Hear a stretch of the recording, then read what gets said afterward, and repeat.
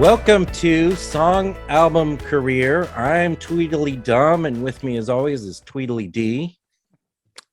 Is that right? No, actually, I'm Chris Bragg, and that of course, is David Thurmaier. And today we'll be laying them straight with a review of album which came out on September 11th, 2001. A strange oddity. We'll talk about that, I'm sure. But pretty great late career album from Bob Dylan. It's Bob Dylan, Love and Theft. For people who know us, the Beatles are our first passion because obviously we have a Beatles podcast, but I would say Bob Dylan comes in a close second. And you and I have been talking about Dylan's work for years and years and years. And so this is actually a watershed moment. It's the first time we've ever talked about a Bob Dylan album in great detail. And I think this is an interesting one to do because of when it came in Dylan's career and what it means to us now, what it sounds like. I would say, just to get the discussion started, I'm going to quote you. I'm going to say this album is a great example of old-timey music and one of the best of Dylan's career, probably in that vein, in that style of old-timey American music. Yes, for people who, when Triplicate and when Strangers in the Night, is that the other one? Yeah. That were surprised by it. They obviously hadn't heard this album. No, because there's a lot of that stuff on here. Exactly. Several examples. I'm sure we'll get to them when we get through track by track here. Yeah. Another thing that struck me immediately is just the band. This is the first time he used his never-ending tour band on an album, and the band just is spectacular on this album, Dave. Yeah, very tight. It has some instrumentation that kind of strikes you as the old-timey or Americana sound. You hear all sorts of instruments. You've got a banjo, you've got some accordion, you've got bongos, and then just the typical bluesy type of band that he is known for. And they are great. They're very tight. You play on the road a lot, so of course you're going to really gel as a group. It's interesting. You had the album before it, Time Out of Mind, which you and I think we both love that album too, but it's completely different. It's Daniel Lanois, who was U2, kind of airy sounding, echoey, quiet in a lot of places. And then he does Things Have Changed. And yeah, that's a fantastic song from the movie Wonder Boys. And then this comes next. So it's kind of an interesting lead up to this album, I think. If you go back even one more album to Oh Mercy, I believe was, well, there might have been some in between there, but those two acoustic albums, remember those? Yeah. Good as it been to you, baby. That one? Real rough. Yeah. It does feel though like a little bit of a he's finding his footing again after this sort of a debacle of the 80s. Well, I'm sure someday we'll get into that. Well, especially with this new Dylan bootleg series coming out of of Empire Burlesque and Infidels and all that stuff. So I can't wait to dig in. Springtime in New York City, I believe is the name of that. So that should go. Oh, I love all that. Rarity box sets are fantastic. They're all very good. But yes, I think you're right. The musical progression kind of feels like organic over those albums. Here we come to this album. This is the first of the 8 albums recorded with that never-ending tour band. And I wanted to point out name all these never-ending tour players because they're also fantastic. You have Larry Campbell on guitar, banjo, mandolin, violin. You have Charley Sexton on guitar. Very, very great. Fantastic. Yeah. Augie Meyers on accordion, Hammond B3 organ, and Vox organ. A lot of organ on this too. A lot of organ, which is makes sense. A lot of blues songs. Yeah. Bass guitar, Tony Garnier, David Kemper on drums. Fantastic as well. A lot of brushes. Yeah. And we'll get into that. I was reading this morning a review. It was a 2016 article in Rolling Stone about this album, and some of the guys in the band said, Bob would we'd play a song and then he'd say, no, play brushes. no, just like change things and spontaneously changing. So these guys had to be on their toes, and it really shows that the whole thing could change in one take. So, yeah. Things have changed. Things have changed. Yes. And then the last two, Clay Meyers bongos, and this was engineered by Chris Shaw. So, and who's this guy, Jack Frost? Produced by Jack Frost. The first, if you've looked at Dylan's many albums in the last 20 years or so, you've seen Jack Frost is produced, and that's a pseudonym for Bob Dylan. Yeah, it's impossible to skip the fact that this album was released on September 11th, 2001. Yes. Arrived at a very strange moment. I purchased it on September 11th after everything had happened. I had already had plans to kind of hang out at work a little, because I used to work the overnight shift, Dave. So I got off of work at 8 at a radio station, right? That's right, down in Champaign, a news talk station. And we were on the air, and it was 8:00, and we usually have left the building like quickly, but I kind of wanted to linger around until the stores opened, until like I could get over to Best Buy at 9 or at 10 or whenever it opened. But all of the September 11th stuff happened, and it was terrible, and it was kind of comforting to be around people and to be experiencing it all together and be around all these people. And I stuck around probably till noon or 1 p.m. or something, which is very late for an overnight shift worker to be up. And it was just like, you're in shock, you're numb, but I still was like, I had this plan to buy this Dylan record. I still want to listen to this Bob Dylan record.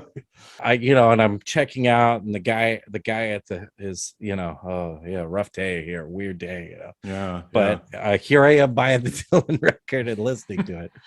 And it seems, I don't know, maybe I somehow feel bad about doing that. But this particular record, I think, gave me a little comfort in the days following of well, at least I have some beautiful music to listen to here, and it's a very good record, very entertaining record.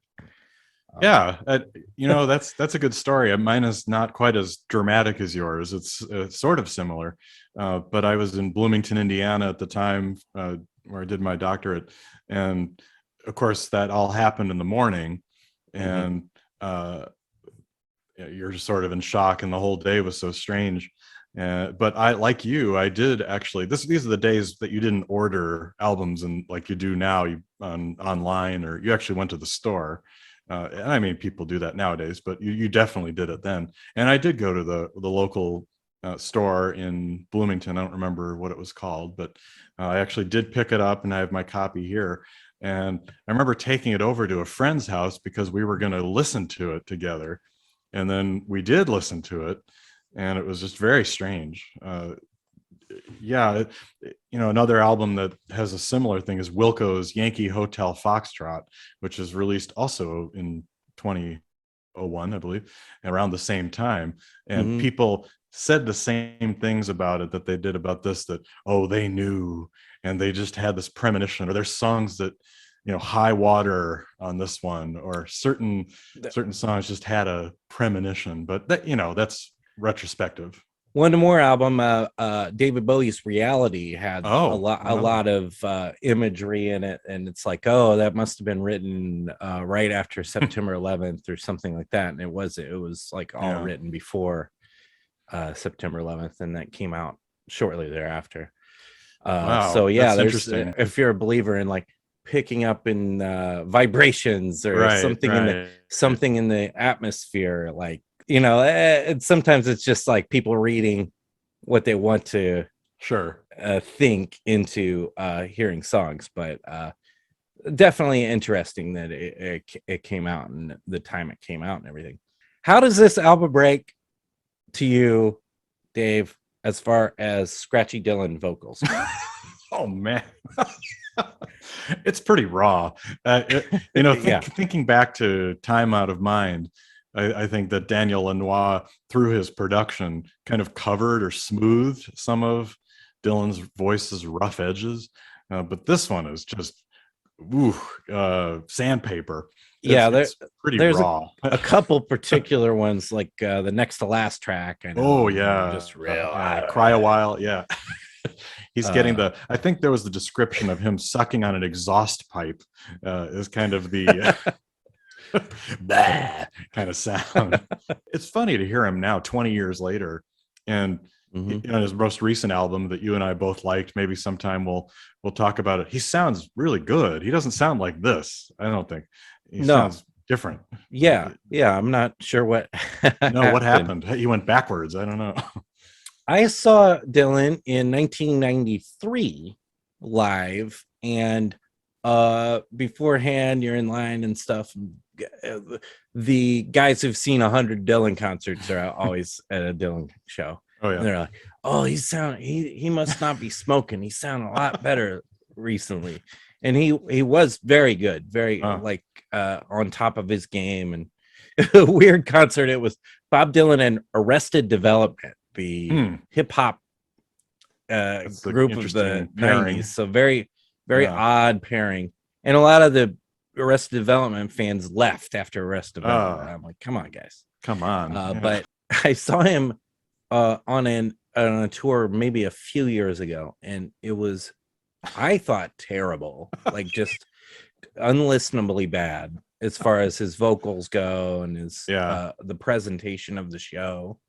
So did he stand in one place behind the keyboard the entire time and you couldn't see him? He didn't move. And there's no big screen, there's no any of that.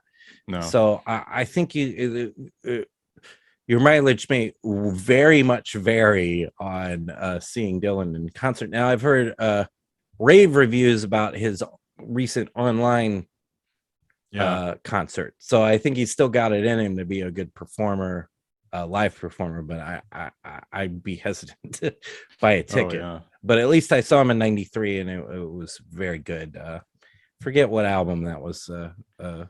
It was around that World Gone Wrong, or around that time. Be good,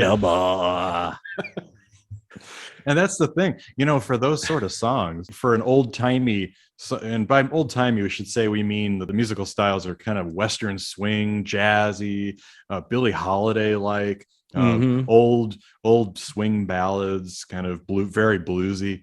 Yeah. Do you want the kind of screaming, that kind of Dylan, or do you want the lay across my breast bed kind of Dylan? I probably want the gravelly. What? Well, maybe not. I don't know. I sort of like his changing voice, playing around with his voice back in that era. Yeah, I don't mind it. There was a quote about this album that, yes, the band is great because they're playing together all the time and they're really tight, but it also shoots his voice out. If he's touring all the time, it means he's singing every night, and it kind of wears him down. You could say that about a lot of artists. When they take some time off the road, they sound better and they sound healthier. Like Paul McCartney is certainly a good case of that. And so, like in McCartney 3 recently, he sounds much better than in previous years. So it works for some songs pretty well on here. Some are a little harder to grab onto with that voice for me. One other thing, just generally about the album, is I like how relaxed it seems at times. It's not afraid to be serene. I'm thinking of like Moonlight and Sugar Baby. By and by. He also has a new look on this album too. If you look at the the descriptions in that article from Rolling Stone talked about how he would come into the studio. This was recorded in just a few days as usual with Dylan albums, but he would come in wearing Western gear, and you can see him. Yes, there he is in his boots and coat, and he's got this pencil thin mustache and got the hat on, kind of the hipster. On the back of my CD, we've got this nice hat that he's wearing, and kind of a new look for Bob. It fits though. It fits for this style of music. Yeah. Well, you want to get us started here? All right, here we go with Tweedle Dee and Tweedle Dum. Or by the title, Tweedle Dee and Tweedle Dum. Oh, that's right. Isn't that kind of interesting? He never sings Tweedle Dee and Tweedle Dum. Yeah. This one's got a really cool opening fade in. Yeah. I like how the album starts with that just sort of like creeping up on you. With that riff. Yeah, sort of a classic country lick there kind of going on. Mm-hmm. And the song has a kind of a menacing feel to it. I don't know yes, if you think about that. That's a good way to put it. It is sort of a story song, but it's kind of some pretty dark images of these two, I don't know, I guess they're guys, but they're throwing knives into a tree with big bags of dead man's bones, living in the land of Nod. You know, Tweedledee Dum and Tweedledee Dee, obviously they come from Lewis Carroll's nursery rhymes back in the 1800s, and they've been referenced by various and sundry writers, James Joyce, Betty Boop. And of course in Alice in Wonderland in the 51 version, they're actually in the movie. I think he's calling upon these old sort of like tropes. What do you think about this song? I don't know, because I was trying to compare it to another one of his two guy story songs of Frankie Lee and Judas Priest, and with a lot of that one has a lot of biblical imagery and a lot of kind of Western or sort of like the loners type of trope that you're talking about here. In this one, I don't know. They seem like they're friends, but then they get tired of each other at the end. Yeah. He says, one's a low down, sorry old man. The other will stab you where you stand. I've had too much of your company. And they're kind of tired of each other. So I don't know, maybe the friends that just got kind of going their separate ways, maybe. Yeah, it's a couple of idiots. Maybe it's like he's talking about politicians. Maybe they're. It's never clarified who exactly he's talking about, but it's a lot of imagery of this sort of like older, richer kind of like people who are working together, but then in the end being out for themselves. Maybe it's politics in general. Republicans and Democrats, and will stab you where you stand when push comes to shove. I wouldn't be surprised, since there's always a political bent, even if he doesn't say. There's often a political bent in his music. So my favorite line, and because I'm a big Tennessee Williams fan, is the line about, well, they're going to the country, they're going to retire, they're taking a streetcar named Desire. That's a great line. And also a Dylan album, Desire. So that's right. That's right. I like when there's little things in his music where it's like a clever, like, oh, maybe I'm referencing myself a little. A lot of good lines in this. I came across this great website, and this is just a guy's blog, but Bob Dylan Song Analysis.wordpress.com, and it's got some David Weir is this guy, and there's a picture of him. He seems like a really old dude, but he goes through and tries to figure out some of these cryptic of things. And so one of the lines he pointed out was, lots of things they'd like they never would buy. They're one day older and $1 short. They've got a parade permit and a police escort. So he's suggesting that there might be a little theft going on. He's pointing out, and in all of these songs, if you look deep enough, you get some love in all of it, and you get some theft in all of it. So I think that love and theft, where some albums are just named a title and that's that, and you don't even think about it, never give it a second thought. But this album, I think there is a lot of love and theft, or love that's wrong. Great example. Different types. Yeah. Great example. The next song. So as we go on to the next song, Mississippi. We've got to talk about this one because you recently sent me a list of the greatest Dylan songs ranked, and this was number one. Not like a Rolling Stone, not the typical ones you'd expect, but this one gets a lot of love. I have to say, it's a good song. It's not, I don't necessarily think it's his greatest song, but I think it's a good one.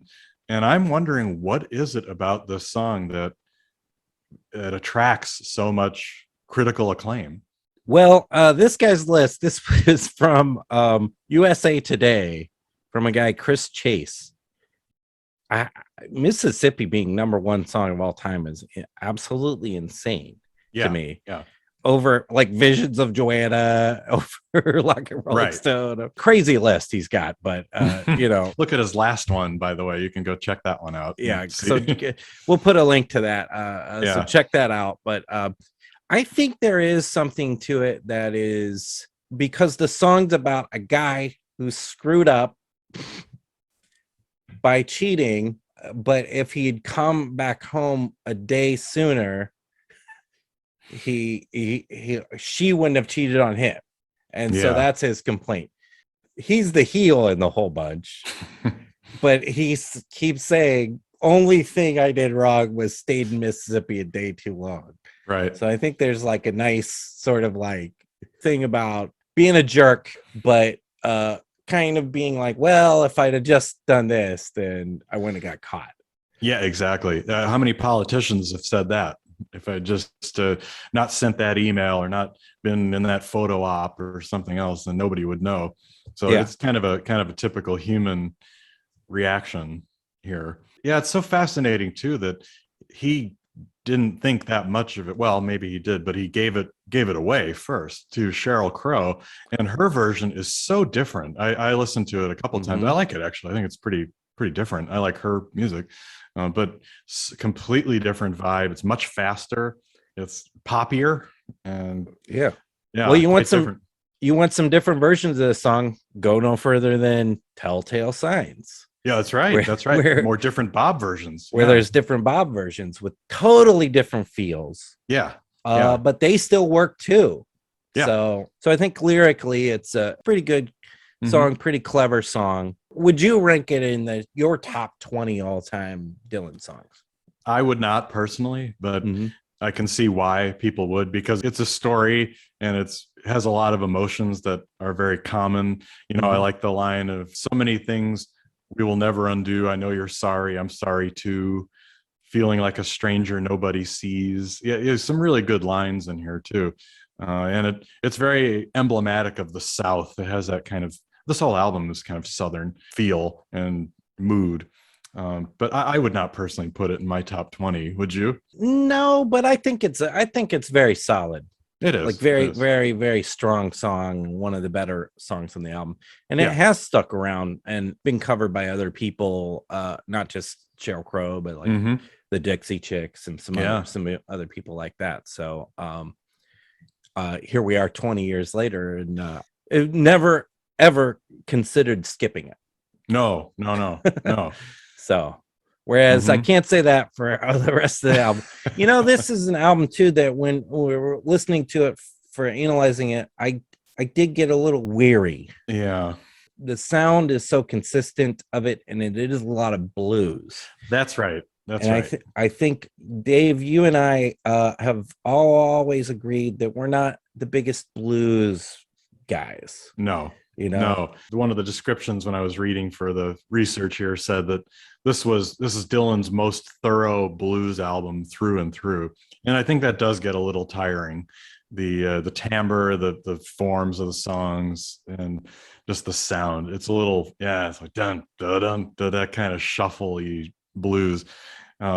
If you're talking about the next song here, you've got Summer Days, peppy driving blues. It's not bad, but it's not exceptional. No. And what always elevates a Dylan blues over a regular anyone else blues is the clever lyrical turns. Correct. Honestly. Yeah. Like all the girls say I'm a worn out star. That's a pretty good line. Break my heart one more time just for good luck. Yeah, that's a good one. Wonder how many songs have carburetors in the lyrics too. 8 carburetors. And the first several times I listened to it, I was like, oh, there's this one weird part where he goes, she says you can't repeat the past. I say, you can't? What do you mean you can't? Of course you can. And it just falls off of the train as far as like trying to fit in and rhyme. I know. All of that. And then you deep dive again, and you're like, oh, that's a reference from The Great Gatsby. So like every little Dylan line, we spent quite a lot of time listening to this and getting ready for this show, and I just don't have the time to like deep dig into every last line, because every single one can be a reference to something. That's right. And the guys in the band, one of them was saying that nobody knows more about American music and history than Dylan. And and we know that from, he loves that early 20s, 30s kind of blues. We'll get to Charley Patton a little bit later. A lot of that on Theme Time Radio Hour. Yeah, exactly. That's his themes and schemes. Yeah, that's very good. Yeah, that's his thing. Today's theme is chocolates. Yeah. Exactly. And I think it'd be great. He'd find some rarity from 1929 that is about chocolate. I remember in one of those episodes. I'm referring to the Theme Time Radio Hour, which I believe was on Sirius XM radio, and he did that show for a while and then disappeared for a long time, and then I think he did a recent one on whiskey. He's always like, and I just remember one time he was like, I forget who the musician he was talking about with, who he's like, his wife helped him write songs. I wish I had a wife like that who'd help me write some songs. He'd kind of get these little rhymes going. I remember one about, I heard the episode about baseball, and he was like, Casey's at the bat. Yeah. But very entertaining. But by listening to those, he knows his American music and his history. Absolutely. And like every one of those episodes, I always listen to it, because every one of those episodes, it's like, I've never heard of this, but it's amazing. Yeah. I mean, just looking at in this song in Summer Days, it may not be, it's got the kind of blues style, but so it's a little, you heard this one before, but just standing by God's river, my soul is beginning to shake. I'm counting on you, love, to give me a break.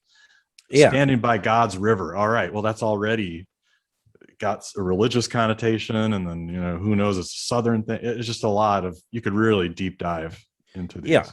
So here we are, a couple of guys who don't really like the blues, but the extreme excellence of the band and Dylan's clever lyrics raise it up enough that I can listen to it over and over and over again, right? And not get. I don't think there's anything I really skip on this album, but there are certain tracks that I really love. They're standouts. Trying to get to them. So sometimes I'll skip just to get to the ones I'm like get too excited to hear Po' Boy or something like that. But Summer Days, it's good. Yeah, it's good. By and By. Now, this is the first of what I would really call one of the really super old-timey sounding songs. Like a real throwback, jaunty but relaxed kind of song. Well, immediately the title strikes me because there's an old hymn in the Sweet By and By, but it's B-Y, not B-Y-E. This is B-Y-E. So just looking at the lyrics, it is by and by. People say that in the by and by, I'm breathing a lover's sigh.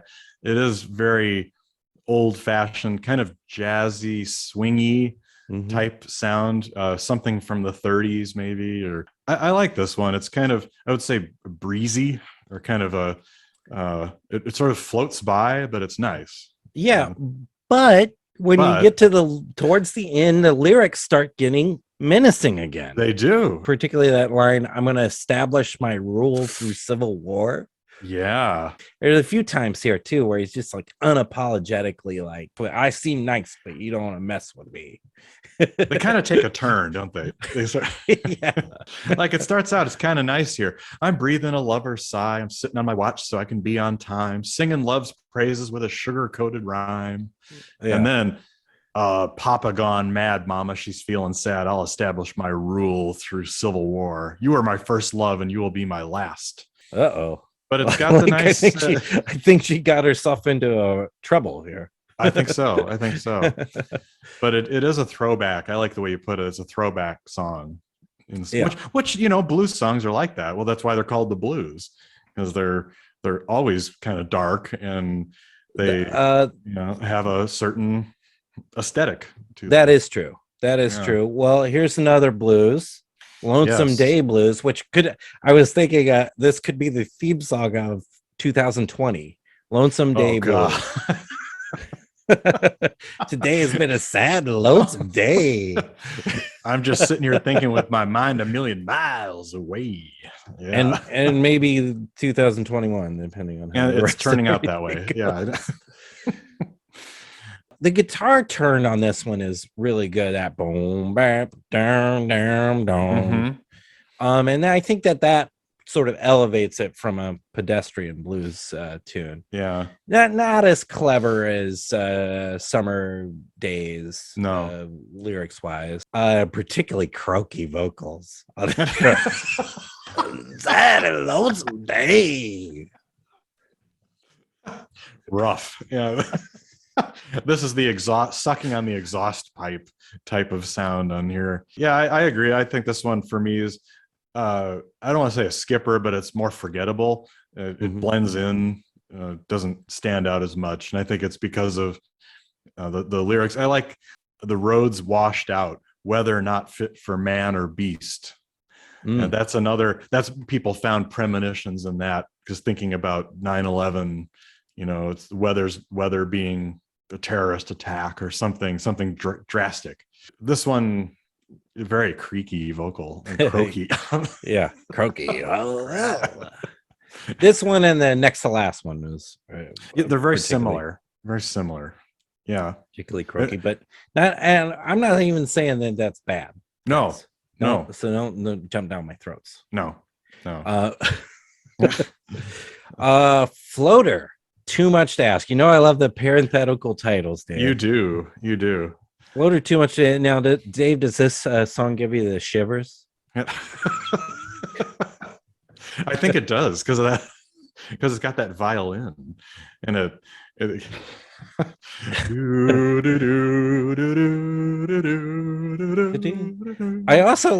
violin's cool on this one. I also really love that slide guitar lick. That. Yeah. It's very old. That's old timey. I was thinking I should try this the next time I'm driving in the middle of nowhere.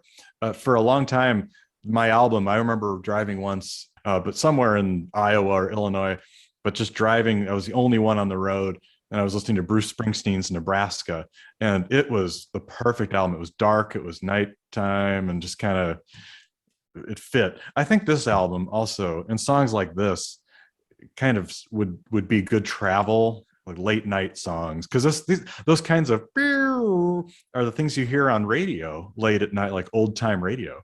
That's right, Dave. Dave, I recently got a car for the first time in 5 or 6 years, and being a city boy from my dad. My dad gave me one of his old cars, and it's got a CD player in it. So I was listening to this and with the windows down and driving around. Nice. And it was so it fits. It fits. It's a good driving album.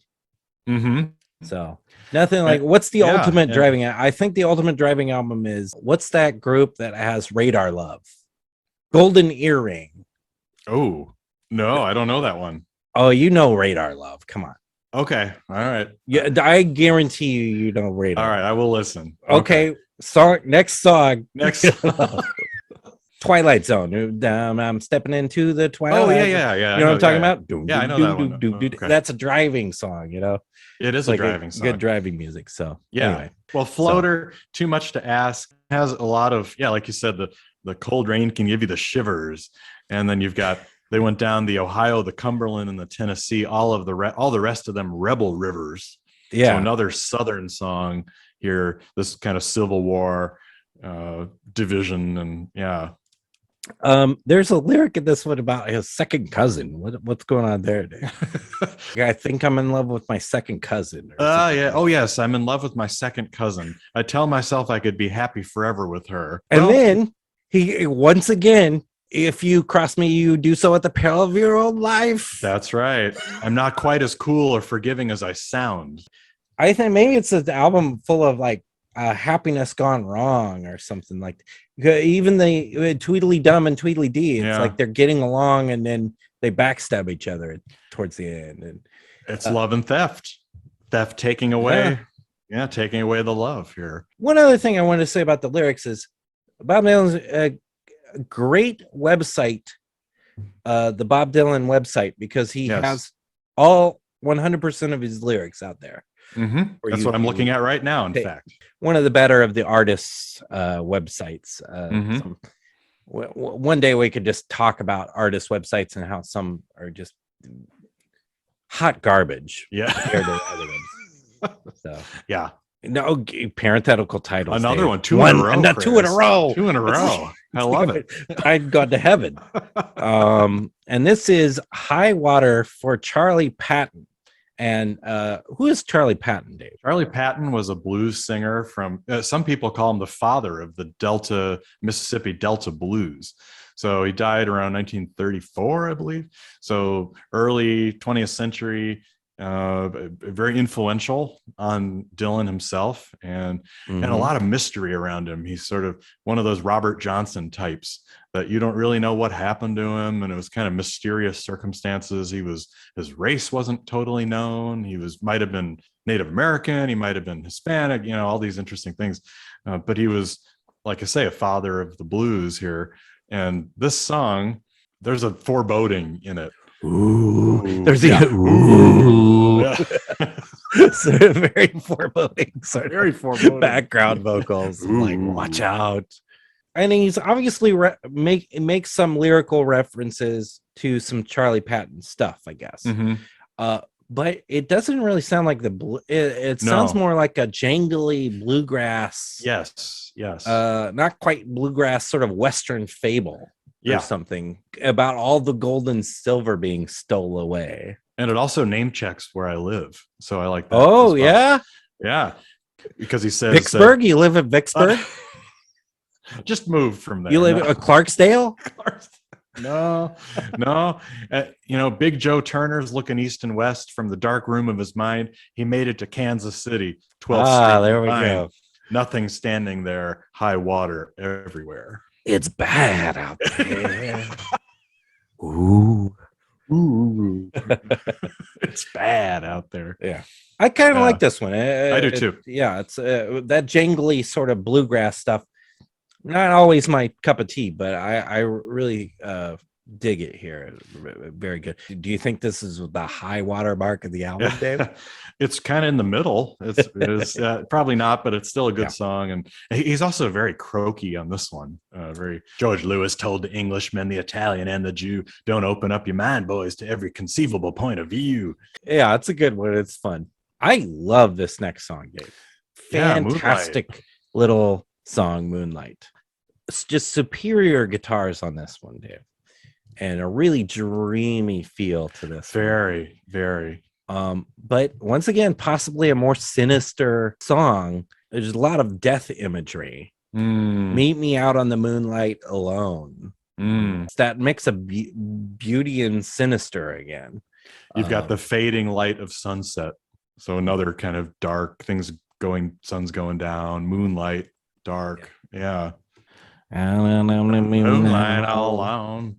Beautiful guitars. And this is another one of those songs I believe that they tried it different ways in the studio and then came upon more brushes and kind of reverby guitar and nice chord progression.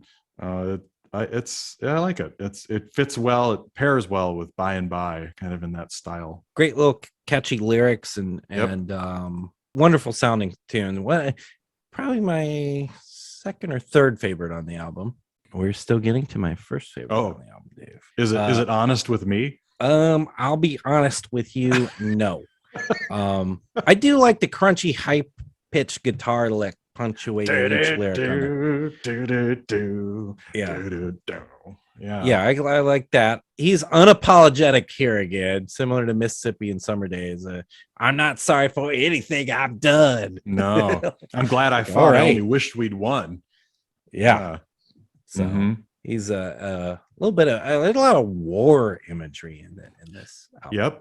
Yep. So this one I like for a while. It's about 6 minutes. It kind of wears out its welcome. Maybe one too many verses, but it's because you keep hearing that same riff over and over again. Yes, that. It's cool. It's cool. A crunchy lick, but yeah, you're right. This one and maybe Cry for a While both kind of go on a little too long. Yeah, for my liking. Me too. Probably the most skippiest of the songs on the album. Yeah, it's least fast and bluesy. Yeah. Once again, no duds. No. Don't flame us in the comments because we're not saying it's bad. No, not at all. Yeah, but Dave, usually when I get to it too, I gotta skip it because I'm like, I know what's coming next, and it's one of my all-time favorites, Po' Boy. Yes, and I had a great life moment with Po' Boy once, Dave, and that's I like this story. It's a good one. I was eating somewhere here in town. I forget exactly the name of the place I was at, but a nice little bar, the restaurant, and I ordered a shrimp po' boy. And I just got it here in my hand, and on the music comes Po' Boy. No, Dylan. So I was like, I've been listening to Po' Boy while eating a po' boy. It's like that is so perfect. That is so perfect. And here, double meaning. You got a po' boy sandwich or just a po' boy, like a boy who's poor. So lots of meanings on this one too, and some really clever lyrics. I think this is where maybe it was Larry Campbell or Charley Sexton said that Bob came in and played this song, and they were impressed at the chords because it was pretty complex and much more than typical Dylan, which leans a lot on blues. That this one really stood out to them because it was so different. Yeah, I read somewhere that it's like he took all the chords he never plays, and put them all in one song. So I could see that. So musically, just alone, it's interesting sounding, really fresh sounding song. Meanwhile, the lyrics are crazy funny to me. Yes, they are. The main character of the song, kind of similar to Tweedle Dum and Tweedle Dee, but with less disgust at those characters. This is more just like a sad sack dum dum. Who's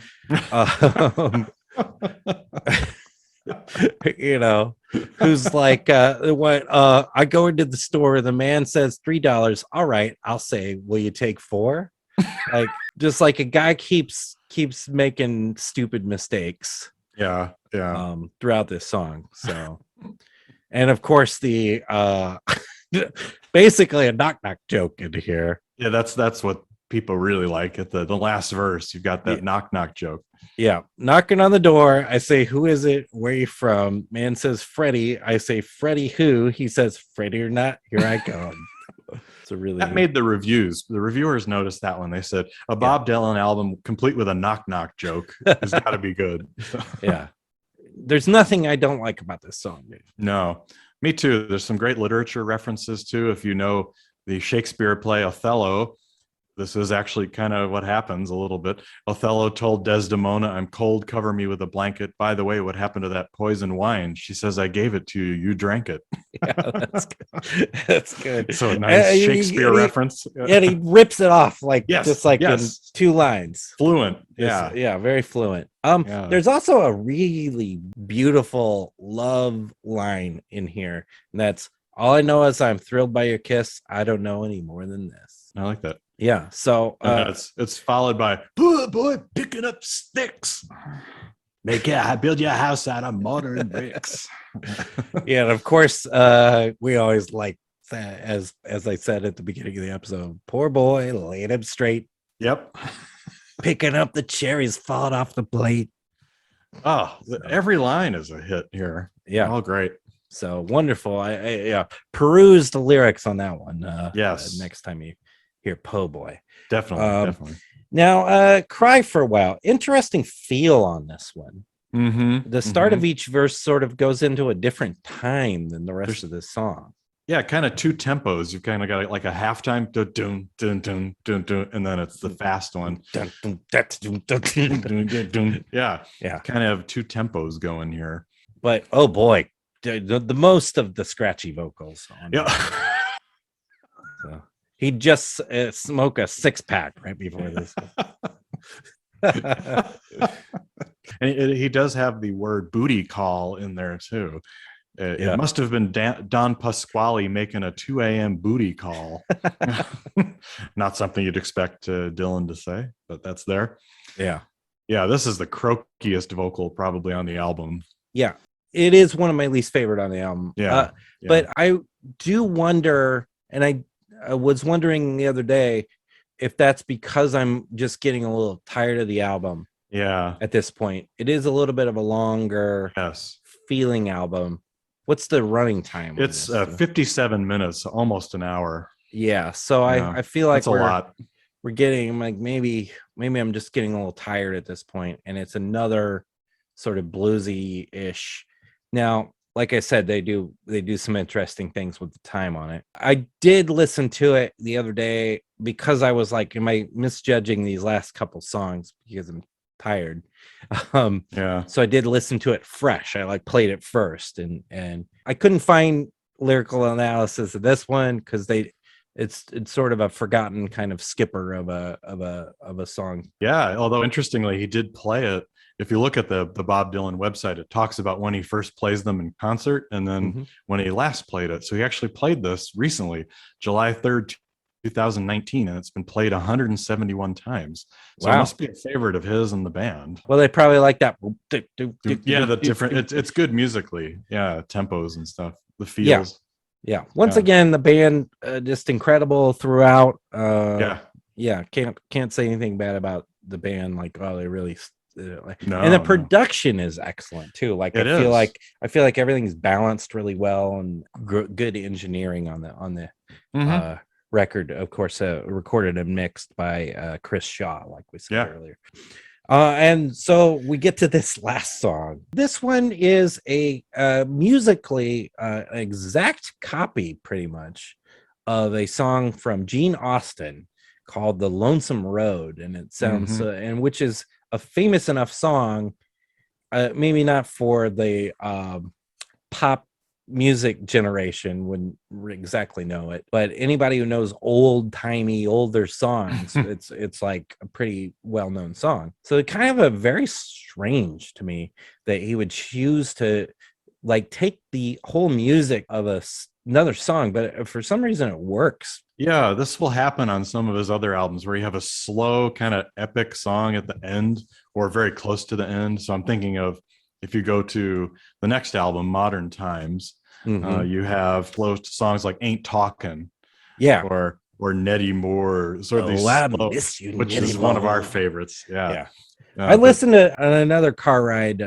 when I first got the car. Actually, the tables are turned. If you've listened to the show before, I found all my nephew's old CDs. So so I got back a bunch of stuff, and I found that one that I was missing from my nephew. So very good. The Lou Reed lyrics book. Excellent. Good. So my nephew's completely off the hook now.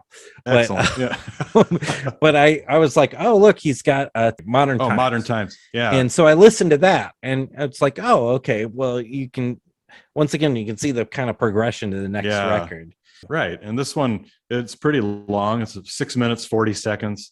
You've got a kind of repetitive music. You've got do, do, do, do, do, do, do, kind of guitar licks and some kind of ethereal, reverby guitars. And I like it. I'd say I like Ain't Talkin' more, but this one's still a pretty good closer. You like the lyric, there ain't no limit to the amount of trouble women bring. Yes. It reminds me of Rocky, where women weaken legs. Yeah.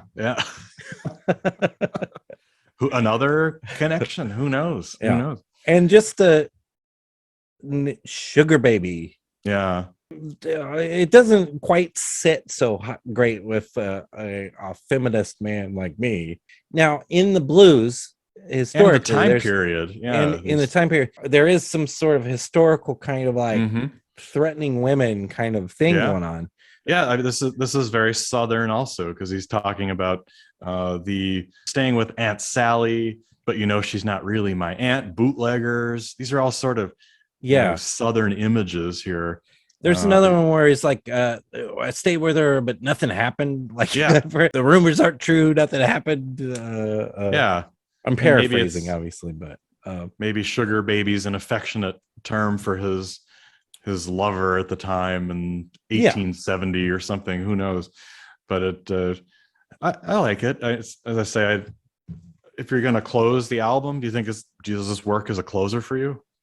Yes, it does. Yeah. He doesn't seem to obviously care at all about what people are expecting or like your typical album would end in this or that. He just beat or something. No, he doesn't care. He just does not care. Like obviously he did. Let's do a triple album of just old covers. Right. So when this is sort of the third of the sort of triumvirate of Moonlight and By of these like super old timey sounding kind of throwback tunes, and this one's obviously a super duper throwback because like I said, it kind of takes, and I'm not bothered by him taking a whole melody. You think Bob Dylan's such a original artist of his own, right? Why would he be playing someone else's? So he must be trying to say something by that. Yeah, that's a good point, because this album also had accusations of plagiarism, because there's a Japanese writer named Junichi Saga, and there was a book that he wrote called Confessions of a Yakuza. And then there's some lines from Floater. I'm not quite as cool or forgiving as I sound. Another line is, my old man, he's like some feudal lord. And one line from the book is, my old man would sit there like a feudal lord. But the author actually was honored, didn't feel like it was a bad thing and wasn't bothered. But, there's really no such thing as anything original in music or literature. You're always quoting, or you're always influenced by something else. Well, and this album is so packed with references to things. So it's like, is he ripping them off, or is he giving due to, for Charley Patton? It's sort of like, is he doffing his cap to Lewis Carroll and all these other famous things from the past, let alone the whole musical tradition of the blues and bluegrass and religious music. And I see it as a synthesis, kind of a bringing together of a lot of things. One of my favorite artists is David Bowie, and there's a lot of times, I mean, when you don't like David Bowie, you're like, oh, he just takes things and then he uses them. Like he takes, like he's a ripoff artist. I will fight people. No time for that. I have no time for that. So, but I think Bob's opening up to all of musical history too. He's not just like stuck in the last, like, what are the most recent trends or anything. Right. No, not at all. Not at all. So generally I like this album. Where do we place it in the Dylan? Oh my, it's too hard. That's hard. Oh, number one, just like just like the guy from USA Today. So insane. Yeah. No, it's not like a top 10 album even, but it's good. No. It's like a thumbs up. Yes. But it's not a top 10 album. I agree. No. I agree. Even of the trilogy, or you could even make it a foursome here of, you take Time Out of Mind, this one, Modern Times, and then Together Through Life. I probably prefer Time Out of Mind and Modern Times more than this one. So I might give this the edge just slightly over Modern Times, just slightly, but it's solid. There's no skippers album. That's how good his catalog is. I know. It's just like Desire and Blonde on Blonde, and or Blood on the Tracks, and Oh Mercy. I think Oh Mercy is a good album. So, it certainly was popular. It did well on the charts in the US. It hit number 5, and in the UK it hit number 3.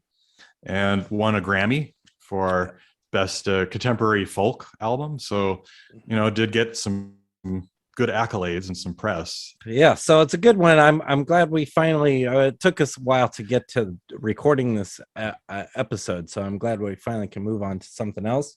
Yep. But I'm sure we'll double back and get to another Dylan. I mean, we could have done this whole thing just on Dylan stuff, but I'm sure there's plenty of Dylan podcasts out there too. If you go and search, but highest recommendations I can give is to go to the Bob Dylan website, check out the lyrics, and also to go check out that guy's analysis, David Weir. I really do think it's interesting, and he doesn't have all the answers but who does? Who does? Especially with Dylan. So mysterious and cryptic a lot of times. But definitely it's been fun to get back into this one, and I that's a period that they call it his rebirth in a way, starting in the late 90s and into it's still continuing today. So always fascinating to talk about Bob Dylan. Oh yeah, for sure. And his most recent album, high grades for that. Yeah, definitely. On people's top of last year's rankings, or was it this year even? I don't. The last few years have kind of it's been a blur. One big glob.